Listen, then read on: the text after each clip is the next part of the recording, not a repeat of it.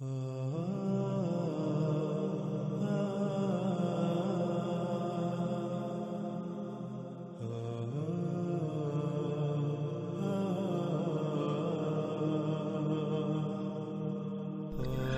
رسول اللہ صلی اللہ علیہ وآلہ وسلم نے اس روایت میں جو بات بیان کی، جو راز ہمارے سامنے رکھے، وہ انتہائی دہلا دینے والے اور چونکا دینے والے ہیں اور آنکھیں کھول دینے والے ہیں۔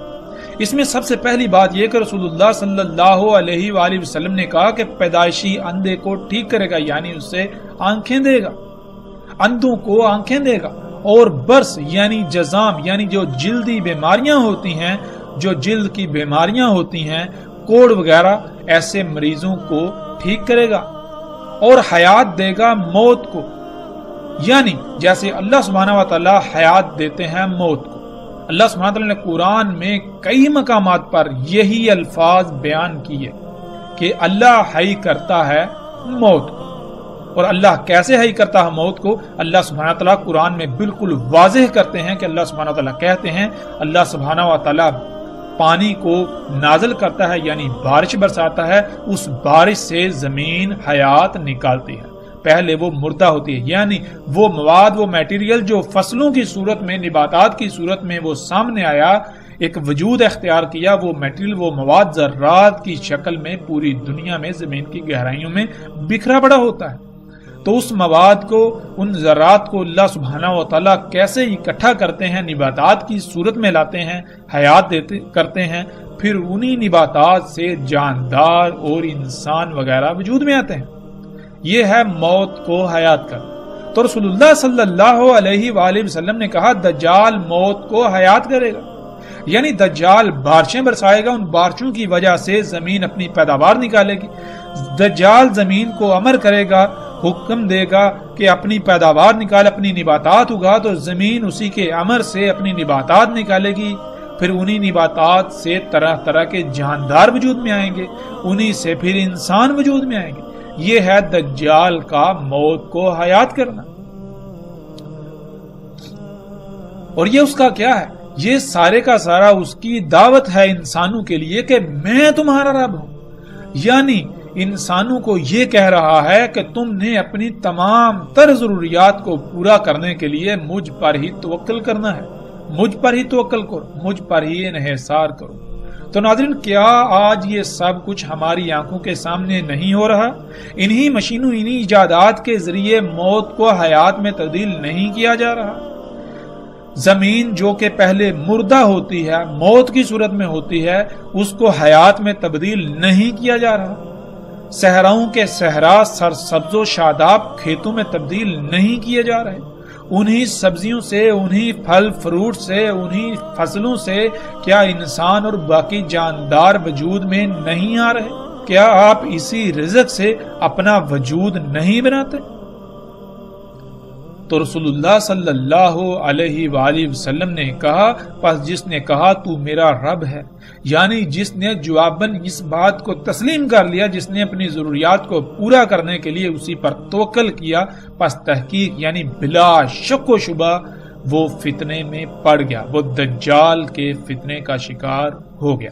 فتنہ جیسے کہ ہم پہلے بھی جان چکے ہیں، فتنہ ہوتا ہے اصل کے مقابلے میں نقل کا آ جانا، اور آپ کے اوپر یہ امتحان پڑ جائے کہ ان میں اصل کون سی ہے، اور اگر آپ چاہتے یا نہ چاہتے ہوئی نقل کو اختیار کر لیں، اس کا انتخاب کر لیں، تو یہ ہے فتنے میں پڑنا۔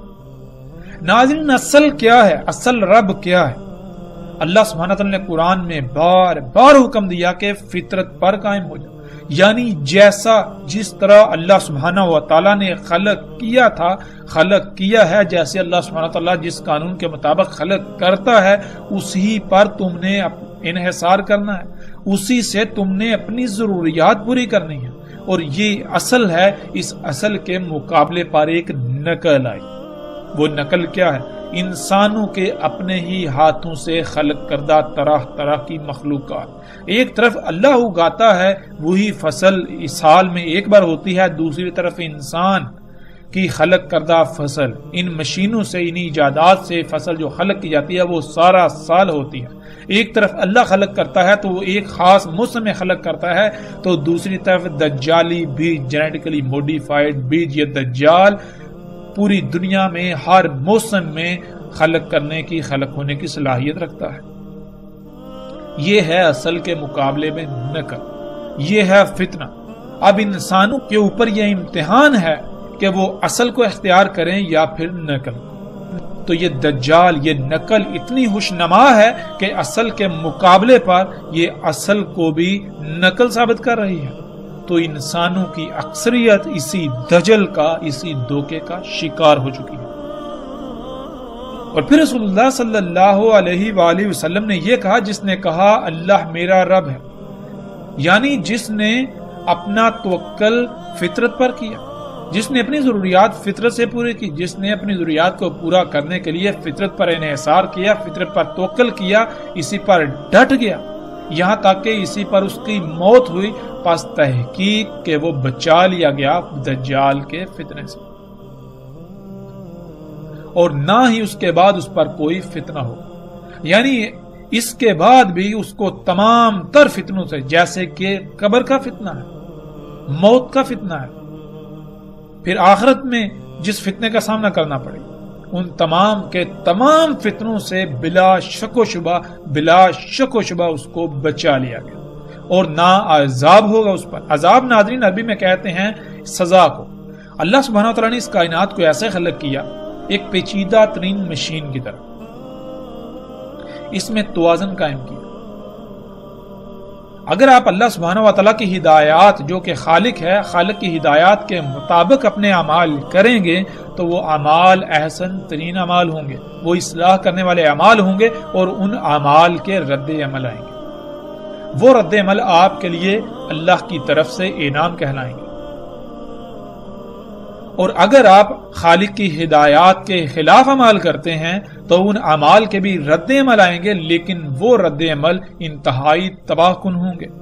تو وہ جو رد عمل ہوں گے وہ آپ کے لیے انعام کی بجائے عذاب، یعنی آپ کے اپنے ہی ہاتھوں سے کیے ہوئے اعمال کی وجہ سے ہلاکتوں کا سامنا، سزا کا سامنا کرنا پڑے گا۔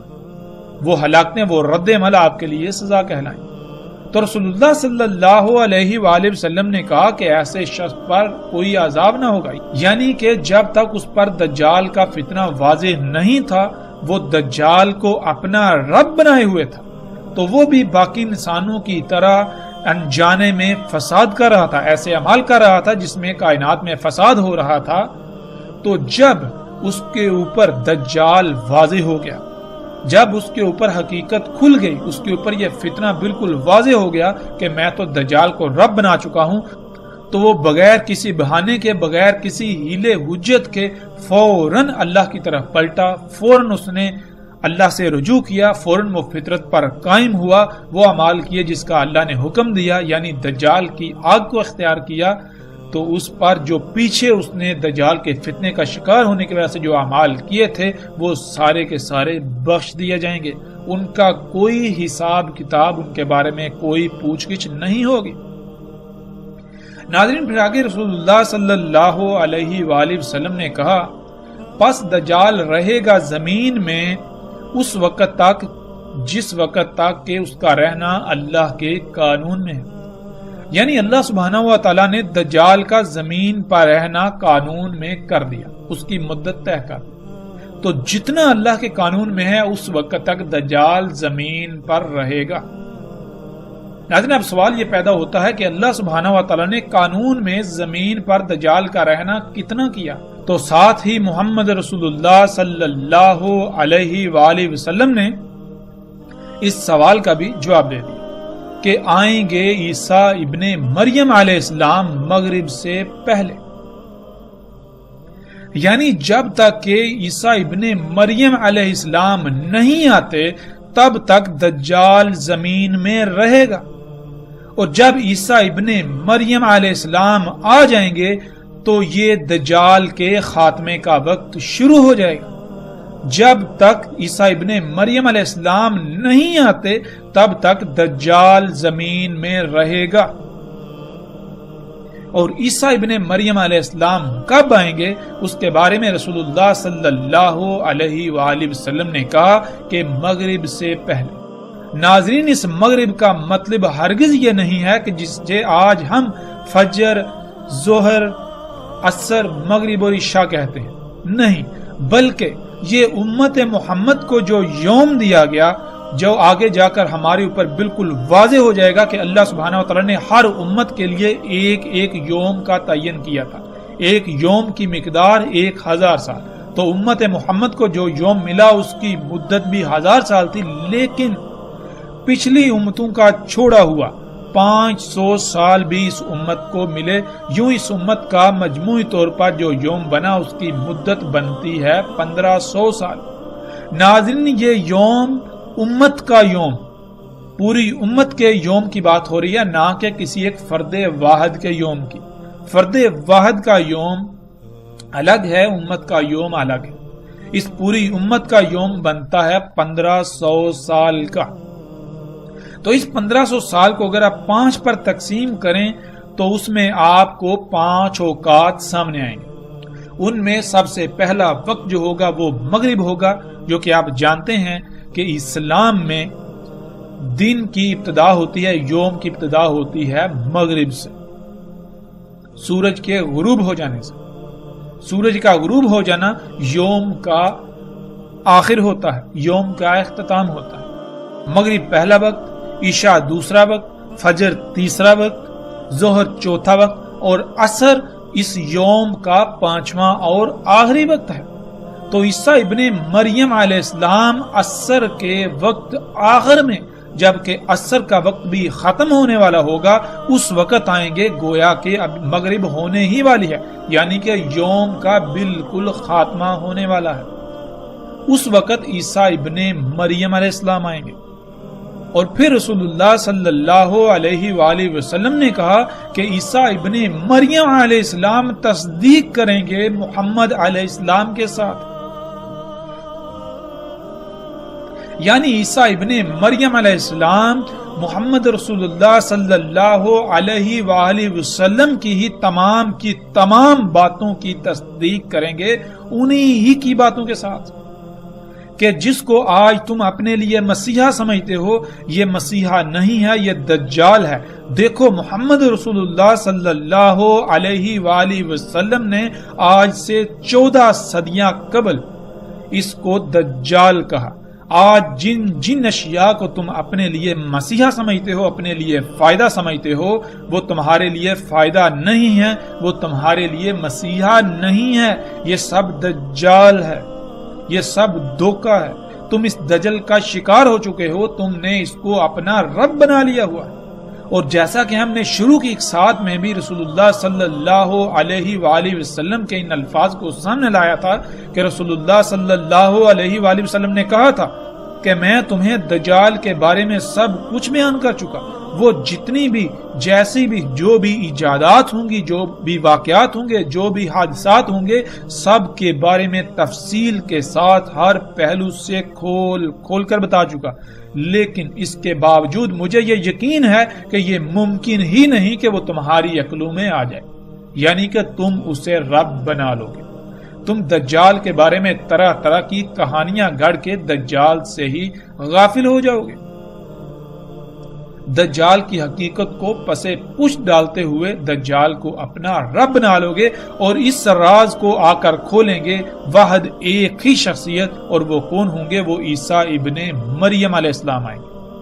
اور پھر رسول اللہ صلی اللہ علیہ وآلہ وسلم نے کہا کہ عیسیٰ ابن مریم علیہ السلام ہی ان کی ملت پر ہوں گے، یعنی رسول اللہ صلی اللہ علیہ وآلہ وسلم نے یہ بالکل واضح کر دیا کہ اس وقت دنیا میں واحد عیسیٰ ابن مریم علیہ السلام وہ شخصیت ہوں گے جو محمد علیہ السلام کی ملت پر ہوں گے، جو ابراہیم علیہ السلام کی ملت پر ہوں گے۔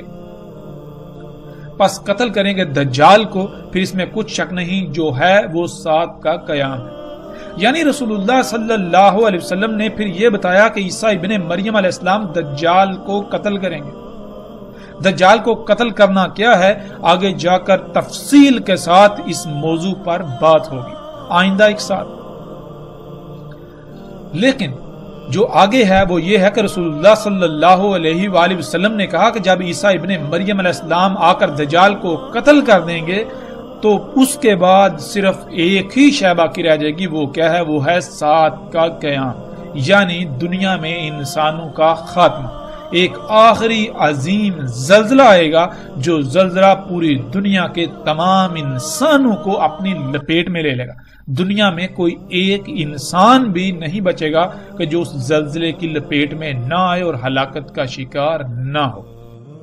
ناظرین، ویسے تو ہم عیسیٰ ابن مریم علیہ السلام پر جو اس امت میں آئیں گے تفصیل کے ساتھ آگے آئندہ ایک ساتھ میں اسی موضوع کے تحت بات کریں گے اور ہر لحاظ سے بات کریں گے، ایک ایک پہلو کو کھول کر بیان کریں گے۔ دجال کا قتل ہونا کیا ہے، عربی کا لفظ قتل ہے، قتل کا معنی کیا ہے، ہم اس کے اوپر تفصیل سے بات کریں گے۔ قتل کے معنی عموماً کسی کی جان لے لیے کے کر دیے جاتے ہیں، جو کہ بالکل غلط معنی ہے۔ قتال عربی میں کہتے ہیں لڑائی کرنے کو۔ اب لڑائی زبان سے بھی ہوتی ہے، الفاظ سے بھی ہوتی ہے، لڑائی ہتھیاروں سے بھی ہوتی ہے، لڑائی ہر محاذ پر ہوتی ہے، لڑائی نظریات کی بھی ہوتی ہے۔ تو کس لڑائی سے آپ کسی کو شکست دیتے ہیں وہ شکست عربی میں قتل کہلاتی ہے۔ اگر آپ جسمانی طور پر کسی شخص کے ساتھ یا کچھ شخصیات کے ساتھ لڑائی کرتے ہیں تو اس میں یقینی طور پر جس کی شکست ہوگی اس کو ہم عربی میں قتل کہیں گے، یعنی اس کی جان چلی جائے گی۔ اسی طرح اگر آپ کسی نظریے کے خلاف قتال کرتے ہیں یعنی لڑائی کرتے ہیں، عربی میں قتال لڑائی کو کہا جاتا ہے، نہ کہ گردنے مارنے کو۔ قتال کہتے ہیں لڑنے کو۔ اب اگر آپ کسی سے نظریات کے خلاف لڑتے ہیں، اگر آپ کی جنگ نظریات و عقائد کے خلاف ہے، اگر آپ کی جنگ کسی اور موضوع پر ہے، کسی اور لحاظ سے ہے، تو اسی لحاظ سے جو آپ لڑائی کریں گے وہ عربی میں قتال، اور جو سامنے والے کو یا دشمن کو جو شکست ہوگی وہ قتل کہلاتا ہے۔ لیکن اس پر تفصیل کے ساتھ ہر پہلو سے جو بات ہوگی وہ آئندہ آنے والی ایک ساتھ میں۔ لیکن یہاں ایک بات جو بہت بڑی بات ہے وہ یہ کہ وہ تمام کے تمام حضرات جو کہ قادیانی یا احمدی کہلاتے ہیں، جو مرزا غلام احمد کو عیسیٰ ابن مریم کی نسل سمجھتے ہیں یا عیسیٰ ابن مریم سمجھتے ہیں، جو غلام احمد کو احمد سمجھتے ہیں یا پھر اسے مہدی سمجھتے ہیں، جو بھی سمجھتے ہیں، اگر تو وہ واقعتاً عیسیٰ ابن مریم یا ان کی نسل تھا تو پھر رسول اللہ صلی اللہ علیہ وآلہ وسلم نے یہ کہا کہ عیسیٰ ابن مریم علیہ السلام جب تک نہیں آئیں گے تب تک دجال زمین پر رہے گا۔ جب عیسیٰ ابن مریم علیہ السلام آئیں گے تو دجال کا خاتمہ، دجال کا زمین پر ٹھہرنے کا وقت ختم ہو جائے گا۔ تو کیا غلام احمد قادیانی کی موجودگی میں دجال کا قتل ہوا؟ کیا اس کے بعد یا اس کی موجودگی میں دجال کا خاتمہ ہوا؟ اگر بات کی جائے قادیانی حضرات کی، احمدی حضرات کی، غلام احمد کی، تو اس نے تو کہا تھا کہ دجال یہود و نصارہ کے علماء و پادریوں کا نام ہے۔ تو کیا ان یہود و نصارہ کے علماء و پادریوں کا خاتمہ ہو گیا؟ غلام احمد قادیانی کی موت ہوئے بھی دہائیاں گزر چکی، اس کے باوجود دجال تو ویسے کا ویسے موجود ہے۔ یعنی جس کو اس نے دجال قرار دے دیا، جس کو اس نے دجال کہا تھا کہ یہود و نصارہ کے علماء و پادری ہی دجال ہیں، اگر وہ دجال تھے، اگر غلام احمد قادیانی سچا تھا تو پھر یہ سب ختم ہو جانا چاہیے تھا۔ لیکن ہم دیکھتے ہیں کہ یہود و نصارہ کے پادری و علماء، ان کے جو ربی ہیں، وہ محمد رسول اللہ صلی اللہ علیہ وسلم کے وقت بھی موجود تھے، غلام احمد قادیانی کے وقت بھی موجود تھے اور آج بھی موجود ہیں۔ اور اگر یہی دجال تھے تو محمد علیہ السلام کو ان کے بارے میں کہتے ہوئے کوئی آر محسوس ہو رہی تھی، کیونکہ وہ تو اس وقت بھی موجود تھے۔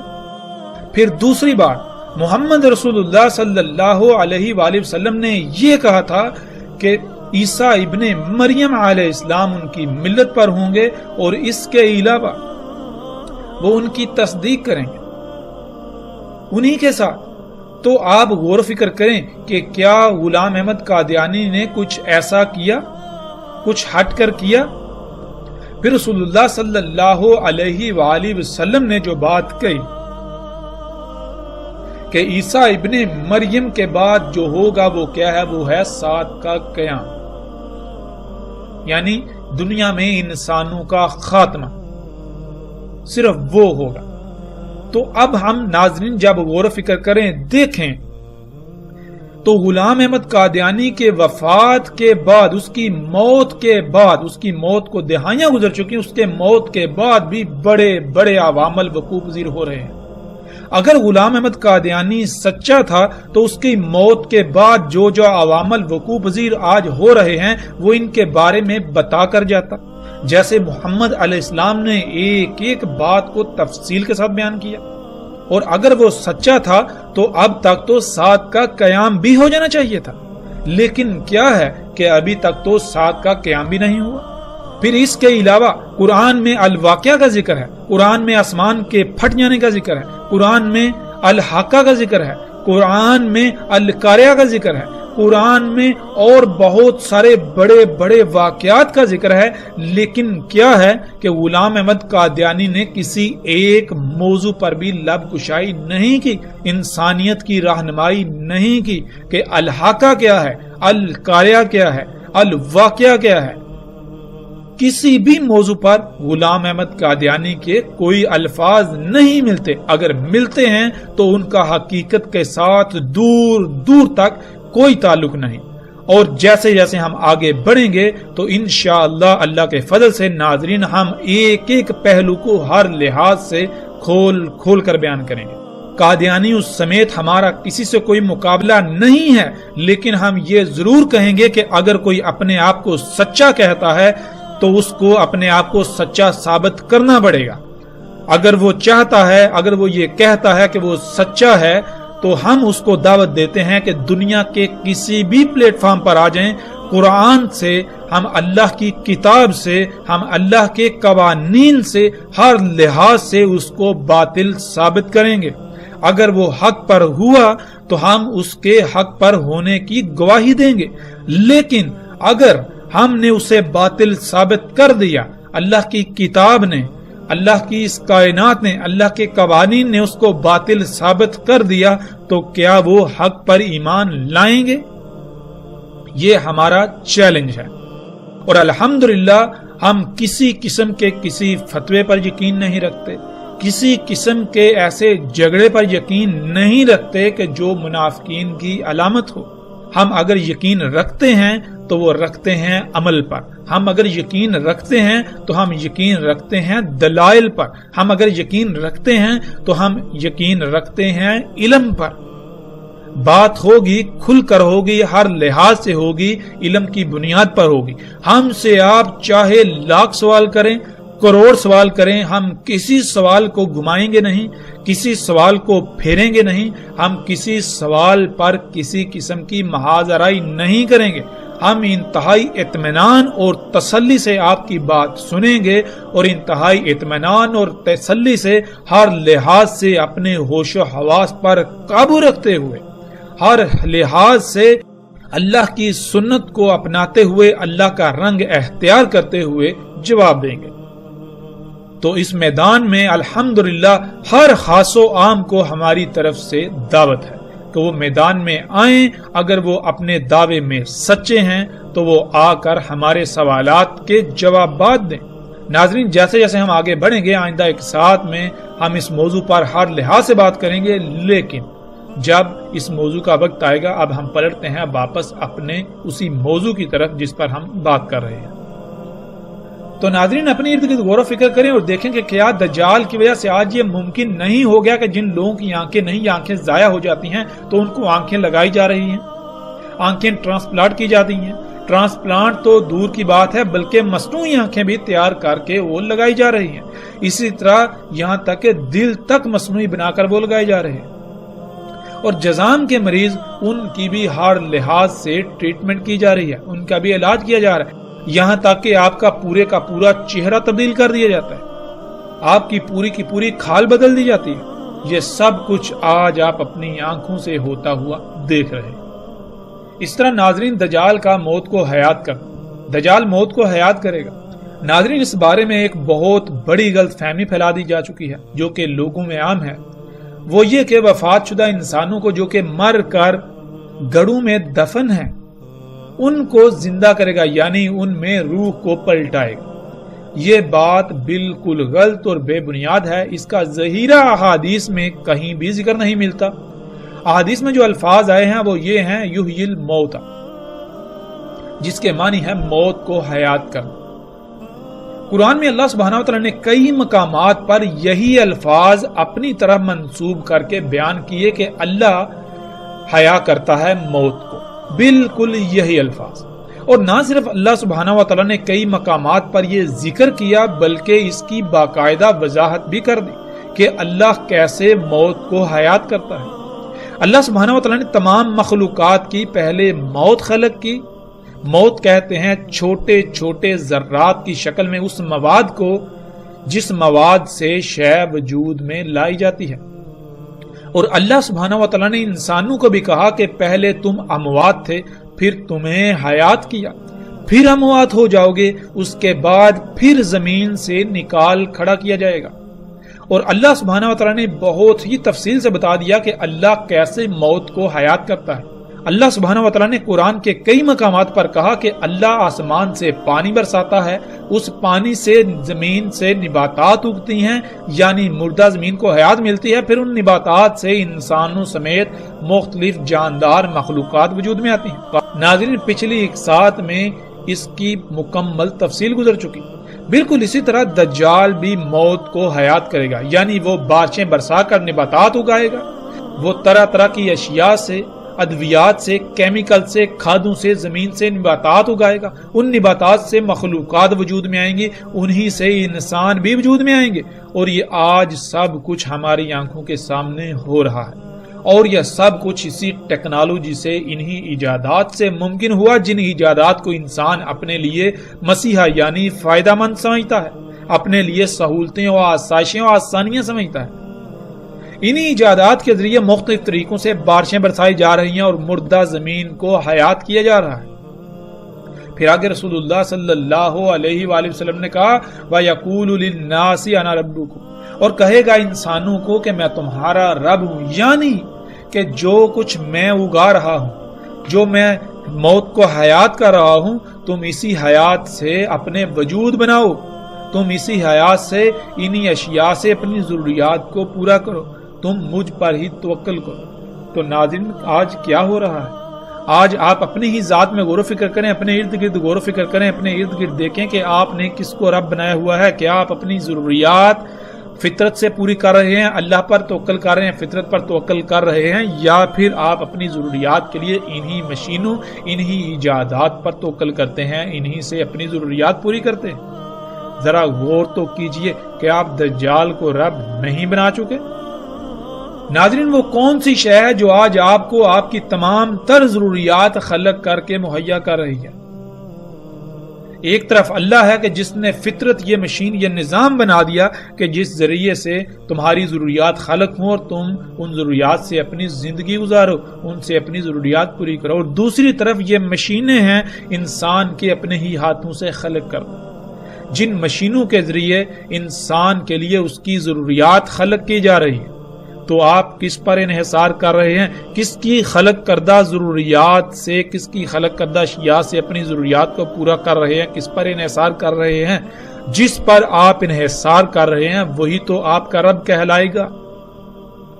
زبان سے آپ بے شک لاکھ اللہ کو اپنا رب کہیں، لیکن آپ کی مثال بالکل اس شخص کی سی ہوگی جو کہ رسول اللہ صلی اللہ علیہ وآلہ وسلم کی موجودگی میں ایک شخص آتا ہے، کعبے کے غلاف کو پکڑ کر جھنجھوڑتا ہے اور کہتا ہے یا رب یا رب، اور رسول اللہ صلی اللہ علیہ وآلہ وسلم اس کو دیکھ کر، اس کی حالت کو دیکھ کر کہ اتنی دور سے آیا ہوا ہے، کپڑے اس کے دھول مٹی سے اٹکے ہوئے ہیں، تھکاوٹ سے چور ہے، اس کے باوجود یہ کہتے ہیں کہ اللہ کیسے اس کی دعا کو قبول کر لے۔ اس نے جو پہنا ہوا ہے وہ حرام کا، یعنی وہ پہنا ہوا ہے جس کی اللہ نے اجازت ہی نہیں، اس کی خوراک، اس کا رزق وہ جس کی اللہ نے اجازت ہی نہیں دی، تو اللہ اس کی دعا کیسے قبول کر لے؟ یعنی عملاً تو اس نے رب کسی اور کو بنایا ہوا ہے، شیطان کو بنایا ہوا ہے اور یہ دعائیں اللہ سے مانگ رہا ہے، تو اللہ اس کی دعائیں کیسے قبول کرے گا؟ اللہ تو تب اس کی دعائیں و حاجات پوری کرے گا، دعائیں قبول کرے گا جب یہ اپنے آپ کو اللہ کا محتاج بنائے گا، جب یہ اللہ کو اپنا رب بنائے گا۔ لیکن اس کا معاملہ کیا ہے؟ یہ زبان سے تو اللہ کو اپنا رب کہہ رہا ہے، لیکن عملاً اس نے شیطان کو اپنا رب بنایا ہوا۔ بالکل اسی طرح ناظرین آج دنیا میں اکثریت کی مثال ہے کہ وہ زبان سے تو کہتے ہیں اللہ ہمارا رب ہے، لیکن عملاً انہوں نے اللہ کی بجائے انہی مشینوں کو اپنا رب بنایا ہوا ہے، انہی ایجادات کو اپنا رب بنایا ہوا ہے۔ ناظرین یہ ایک ایسی اٹل حقیقت ہے کہ جس کو آج آپ اپنی آنکھوں سے دیکھ رہے ہیں، آپ چاہ کر جٹلانے کے باوجود بھی نہیں جٹلا سکتے۔ اس کے باوجود اگر آپ اس کا انکار کرتے ہیں، اس سے آنکھیں بند کرتے ہیں، تو جان لیجئے کہ اس کا نقصان کسی اور کو نہیں، اس کا نقصان آپ کی اپنی ہی ذات کو ہوگا، یہ نقصان آپ کا اپنا ہی ہوگا۔ یہ دنیا میں جو آپ کو مدت دی گئی، جو وقت آپ کے لیے متعین کیا گیا، یہ انتہائی محدود ہے۔ تھوڑا غور تو کریں، جو زندگی آپ کی پیچھے گزر گئی کیا اس کا کوئی حساب کتاب ہے؟ تو آگے ہو سکتا ہے ایک لمحہ ہو یا وہ بھی نہ ہو، آگے ہو سکتا ہے ایک مہینہ، ایک سال ہو، وہ بھی نہ ہو، آگے ہو سکتا ہے ایک دہائی ہو، اور وہ بھی گزر جانی ہے، بالکل اس طرح جیسے پچھلی زندگی آپ نے گزار لی۔ لیکن اگر آپ نے آج حق کو اپنی آنکھوں سے دیکھنے کے باوجود اپنی آنکھیں بند کر لیں، تو پھر بعد میں سوائے پچھتاوے کے کچھ نہیں رہے گا، کیونکہ یہی دنیا، یہی زمین وہی جہنم ہے جس کا آپ سے وعدہ کیا گیا ہے۔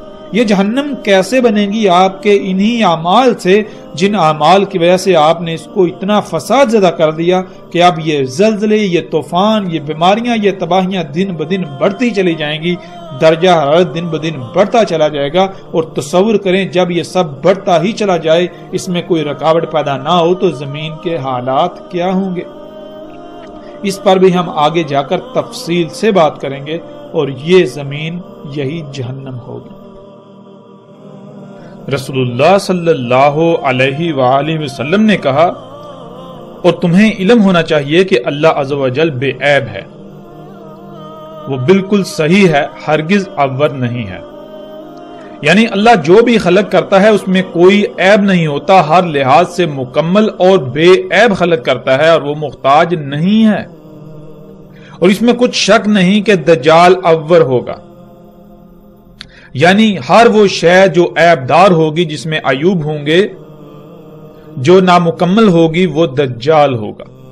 دجال عیب دار ہوگا، وہ جو بھی کرے گا اس میں عیوب، خامیاں لازمی ہوں گی۔ دیکھنے کا آلہ ممسوح ہوگا، درمیان اس کے دیکھنے کے آلات کے کتب ہوگا کافر۔ پہچان لے گا اسے ہر مومن، خواہ وہ لکھنا جانتا ہو یا نہ جانتا ہو۔ ناظرین اس روایت میں جو الفاظ استعمال ہوئے ہیں، ان الفاظ کا جاننا بہت ضروری ہے، کیونکہ جب تک ہم ان الفاظ کو نہیں سمجھیں گے، نہیں جانیں گے، تب تک ہم اس روایت کو نہیں سمجھ سکیں گے۔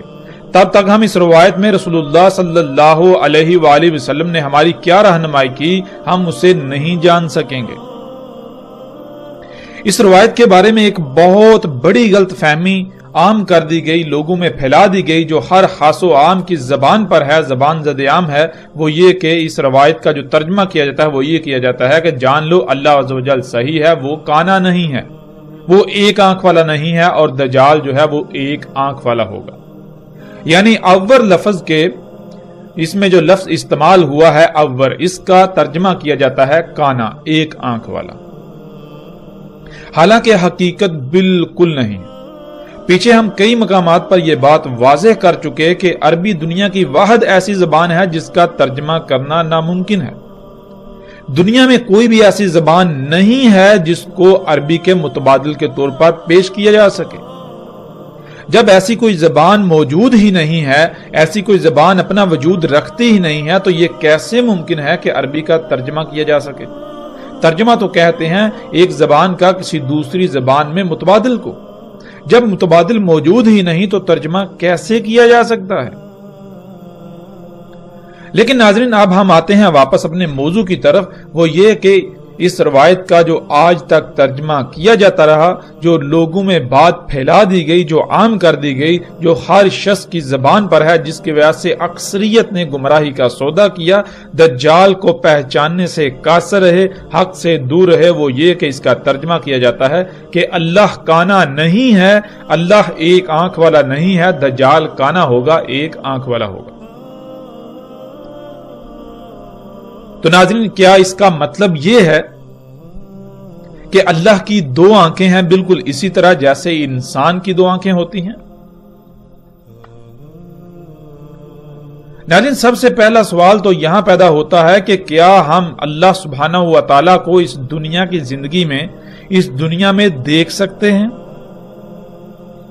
جب ہم اللہ کو اس دنیا میں دیکھ ہی نہیں سکتے تو پھر یہ کیسے ہم کہہ سکتے ہیں کہ اللہ کی دو آنکھیں ہیں یا اللہ ایک آنکھ والا نہیں ہوگا؟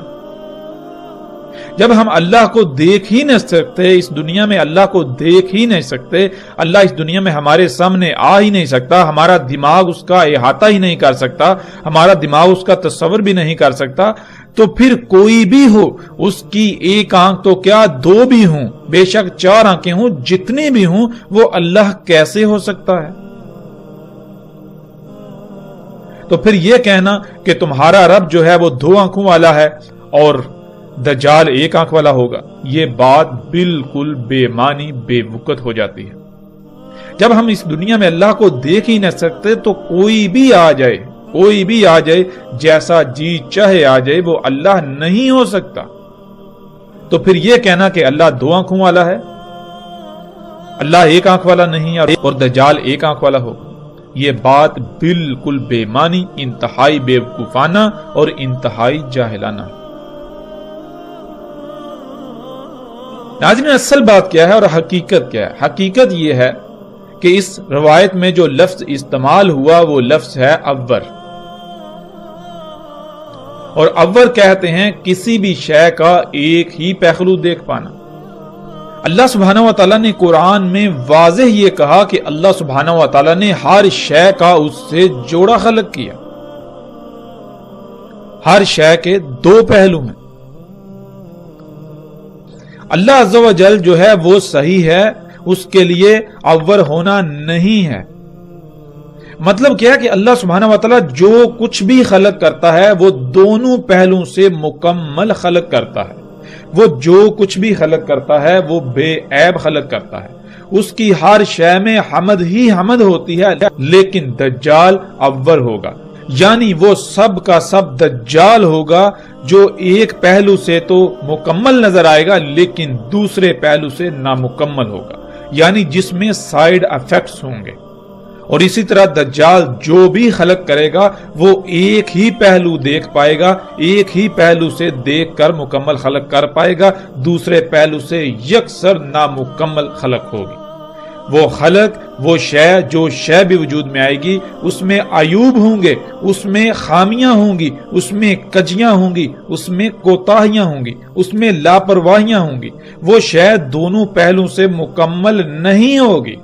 اور ناظرین، جیسے جیسے ہم آگے بڑھیں گے، اور پیچھے بھی ہم یہ بات کر چکے پچھلی اقساط میں کہ رسول اللہ صلی اللہ علیہ وآلہ وسلم نے یہ کہا تھا کہ میں تمہیں دجال کے بارے میں ایک ایسی بات بتا رہا ہوں کہ جو میرے علاوہ کسی نبی نے اپنی قوم کو، اپنی امت کو نہیں بتائی۔ وہ کیا ہے؟ وہ یہی کہ دجال کی پہچان کے لیے تمہارے لیے جو میں رہنمائی کر رہا ہوں تمہاری، وہ یہ ہے کہ دجال عور ہوگا اور اللہ عز و جل عور نہیں ہے۔ اور انتہائی افسوس اور دکھ کی بات یہ ہے کہ وہ شے، وہ بات جس سے دجال کو پہچانا جا سکتا تھا، اسی کو چھپا دیا گیا۔ ان علماء دجال نے، اس طبقے نے جو اپنے آپ کو علماء کہلاتا ہے، انہوں نے دجال کی پہچان کے اوپر ہی پردہ ڈال دیا۔ جس شے سے، جس بات سے دجال کو جانا جا سکتا تھا، پہچانا جا سکتا تھا، اس کے اوپر ہی پردہ ڈال دیا۔ وہ جو ایک منفرد بات جو رسول اللہ صلی اللہ علیہ وآلہ وسلم نے باقی انبیاء سے ہٹ کر اپنی امت کو، اپنی قوم کو بتائی، اس بات کے اوپر ایسے پردہ ڈال دیا گیا کہ کوئی بھی دجال کو نہ پہچان سکا۔ یوں اکثریت نے گمراہی کا سودا کیا اور دجال کو اپنا رب بنا بیٹھی۔ تو اس بات کا اس کا ذمہ دار کون سا طبقہ اس کا ذمہ دار ہے؟ مثال کے طور پر آج ناظرین ہم غور کریں، جتنی بھی مشینیں ہیں، آپ ان مشینوں کی بات کر لیں، ان مشینوں کی مثال لے لیں، ان کو سامنے رکھ لیں جنہیں آپ گاڑیاں کہتے ہیں۔ جب یہ گاڑیاں وجود میں آئیں تو بڑے بڑے دعوے کیے گئے کہ اب ہم انتہائی تیز رفتاری سے انتہائی پرسکون اور آرام دہ طریقے سے سفر کریں گے، ہمیں سفر میں کسی قسم کی کوئی مشکل پیش نہیں آئے گی، کسی قسم کی مصیبت کا مشکل کا سامنا نہیں کرنا پڑے گا۔ یہ سواری کے ذرائع بہت زبردست ذرائع ہیں، احسن ترین ذرائع ہیں، لیکن حقیقت کیا نکلی؟ جب انسان نے ان سواری کے ذرائع کو خلق کیا، یہ سواری کے ذرائع وجود میں آئے، یہ سواری کے ذرائع دیکھنے میں تو انتہائی شاندار ہیں، عالی شان ہیں، بہترین نظر آتے ہیں، آسان ترین نظر آتے ہیں، ان سے سہولت و آسانی انتہا درجے کی حاصل ہوتی ہے، لیکن حقیقت کیا ہے؟ اس کا دوسرا پہلو وہ کوئی بھی نہ دیکھ سکا، اس کا دوسرا پہلو کسی کے سامنے ہی نہ آیا۔ جب ان کو خلق کیا گیا تو ان کو ایک پہلو دے کر خلق کیا گیا، دوسرے پہلو سے انسان یکسر غافل رہا، بالکل اندھا رہا۔ اور دوسرا پہلو کیا ہے؟ وہ آج سامنے آیا جب انہی سواری کے ذرائع سے خارج ہونے والی طرح طرح کی زہریلی گیسوں، جنہیں ہم دھواں کہتے ہیں، اس نے پوری دنیا کی فضا کو اپنی لپیٹ میں لے لیا۔ پوری دنیا کی فضا، یہ جو پہلا آسمان ہے جس میں ہم سانس لیتے ہیں، یہ ان طرح طرح کی زہریلی گیسوں سے بھر چکا، جس سے طرح طرح کی مصیبتیں، بیماریاں، تکالیف کا پوری دنیا کے انسانوں کو سامنا کرنا پڑ رہا ہے۔ پوری دنیا میں لاکھوں نہیں بلکہ ہر سال کروڑوں کی تعداد میں انسان انہی دھوئیں کی وجہ سے، انہی طرح طرح کی زہریلی گیسوں کی وجہ سے موت کا شکار ہو رہے ہیں۔ کوئی ایک شخص بھی ایسا آپ کو نہیں ملے گا ان معاشروں کا رہنے والا کہ جو اس دھوئیں سے متاثر نہ ہو، جو کسی نہ کسی بیماری کا شکار نہ ہو اسی دھوئیں کی وجہ سے۔ لیکن اس کے مقابلے میں ناظرین، اللہ سبحانہ و تعالیٰ نے انسان کی ضرورت، انسان کی اس حاجت کے لیے سواری کے ذرائع خلق کی۔ وہ کون سے ہیں؟ وہ ذرائع جنہیں ہم گھوڑا، گدھا، اونٹ وغیرہ کے نام سے جانتے ہیں۔ اللہ سبحانہ و تعالیٰ نے وہ ہماری ضرورت کے لیے خلق کی۔ بلا شک و شبہ ان ذرائع کی رفتار انسان کے خلق کردہ ذرائع سے کئی گنا کم ہے، وہ سست رفتار ہیں، لیکن وہ دونوں لحاظ سے مکمل، احسن اور پرفیکٹ ہیں، ان میں کسی قسم کا کوئی عیب نہیں۔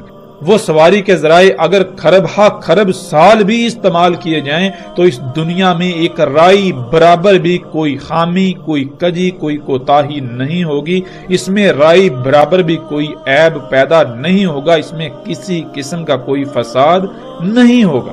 لیکن انسان نے جو سواری کے ذرائع خلق کیے، ایک صدی سے تھوڑا ہی عرصہ اوپر ہوا ہے کہ پوری دنیا کا نظام درہم برہم کر دیا۔ تمام کی تمام مخلوقات کو طرح طرح کے مصائب و تکالیف کا سامنا کرنا پڑ رہا ہے انہی سواری کے ذرائع کی وجہ سے۔